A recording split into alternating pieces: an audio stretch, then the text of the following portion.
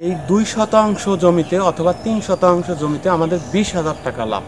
পানি নিষ্কাশনের সুব্যবস্থা আছে এমন উঁচু জমিতে বেলে ও দোআঁশ মাটিতে আদা চাষের জন্য সবচেয়ে উপযোগী। বীজ রোপণ ফাল্গুন থেকে বৈশাখ মাস পর্যন্ত বীজ লাগানো যায়। সাধারণত 12 থেকে 15 গ্রাম ওজনের 1-2টি কুড়ি বিশিষ্ট কাণ্ড লাগানো হয়। 40 থেকে 45 সেন্টিমিটার দূরে দূরে সারি করে কাণ্ড লাগানো যায় এবং গর্তের গভীরতা অবশ্যই 20 সেন্টিমিটার হবে এবং দূরে 5 সেন্টিমিটার গভীরতা আদা লাগানো যায়। কাণ্ড লাগানোর পর ভেলি করে দিতে হয়, অর্থাৎ মাটি তুলে দিতে হবে। প্রতি হেক্টরে 1000 কেজি বীজের প্রয়োজন হয়। জাত পরিচিতি সম্পর্কে এখন বলবো। রংপুরি, খুলনা, টেঙ্গুরা জাত সবচাইতে চাষ করা হয় বেশি করে। প্রতি হেক্টরে গোবর সার অবশ্যই 4 থেকে 6 টন দিবেন। সেক্ষেত্রে পিএইচ এর পরিমাণ অনুযায়ী আপনারা গোবর সার প্রয়োগ করবেন। ইউরিয়া সার 200 থেকে 240 কেজি প্রতি হেক্টরে, টিএসপি 170 থেকে 190 কেজি, এমওপি 160 থেকে 180 কেজি প্রয়োগ করতে হয়। জমি প্রস্তুতির সময় সমুদায় গোবর এবং টিএসপি 80 থেকে 90 কেজি ব্যবহার করতে হবে।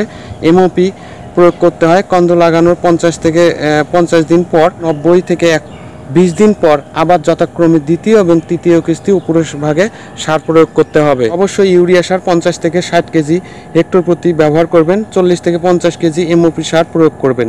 দ্বিতীয় ও তৃতীয় কিস্তি সারির মাঝামাঝি প্রয়োগ করতে হবে। দুই পাশে যে ড্রেনেজ ব্যবস্থা আছে সেখান থেকে আপনারা মাটি তুলে কাণ্ডর অর্থাৎ আদার গোড়ায় প্রয়োগ করবেন। কিভাবে ছাদে এবং বস্তায় রোপণ করা যায়, টবে লাগানো যায়।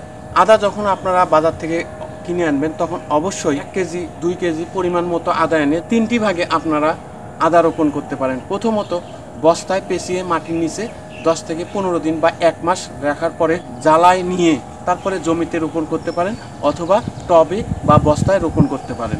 সেক্ষেত্রে আপনার প্রতি বিঘা জমিতে 12 থেকে 13 টন ফলন হবে। অবশ্যই ড্রেনেজ ব্যবস্থা করবেন, যাতে ড্রেনেজ ব্যবস্থা করলে ফলনটা ভালো হয়। এমন কোনো খরচ হয়নি এখানে। আদার 2 থেকে 3টি কাণ্ড আদার ব্যাপক ফলন হয়েছে। আমরা যদি এটা এখন বিক্রি করি মিনিমাম 20,000 টাকা বিক্রি করা যাবে।